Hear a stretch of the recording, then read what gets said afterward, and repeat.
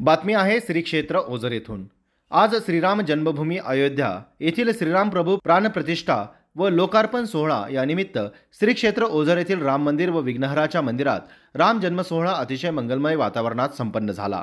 या राम जन्म सोहळ्यानिमित्त प्रभू श्रीराम मूर्ती पूजा व अभिषेक, श्री रामचंद्र देवस्थान ट्रस्टच्या कार्यालयाचे उद्घाटन, महाआरती व प्रसाद वाटप तसेच कलश व प्रतिमा मिरवणूक, संगीत भजन, त्याचप्रमाणे वेशीपासून ते राम मंदिरापर्यंत रस्त्याच्या दोन्ही बाजूला ध्वज पताका लावण्यात आल्या होत्या। रामचंद्र देवस्थान ट्रस्ट ओझर यांच्या वतीने अनेक सांस्कृतिक कार्यक्रम या निमित्ताने आयोजित केले होते। या बातमीचा आढावा घेतलाय आमचे ओझर प्रतिनिधी मंगेश शेळके यांनी। पाहूया। ऋषि मुनियों और संतों का ये भगवा रंग भजन करा ना।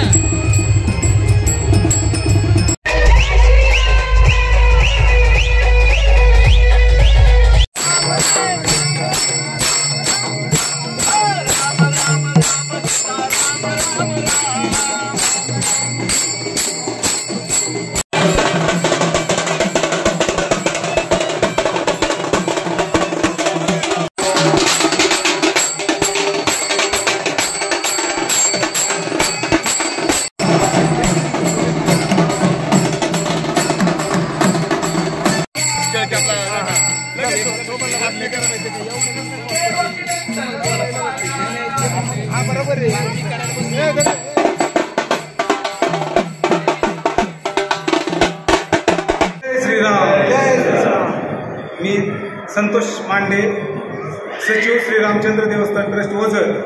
आज या ठिकाणी राम मंदिरामध्ये विविध कार्यक्रमांचं आयोजन केलेलं आहे। याचं खरं कारण आज अयोध्या येथे आपले पंतप्रधान नरेंद्र मोदी साहेब यांच्या हस्ते जेव्हा अयोध्यामध्ये श्रीराम मूर्ती प्राणप्रतिष्ठा सोहळा चालू आहे, त्याचे औचित्य साधून आज या ठिकाणी ओझर या ठिकाणी राम मंदिरामध्ये सकाळीच श्रीराम प्रभूंची आरती झाली, त्याच्यानंतर महाआरती झाली।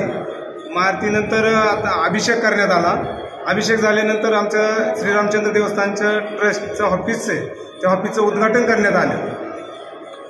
त्याच्यानंतर श्रीराम प्रभूंना नैवेद्य दाखवून पुढील कार्यक्रमाचे आयोजन करण्यात आले। पुढील कार्यक्रमाचं नियोजन असं आहे, आज संध्याकाळी 4 वाजता श्रीराम प्रभूंची भव्य दिव्य अशी मिरवणूक ओझर गावामध्ये काढणार आहोत।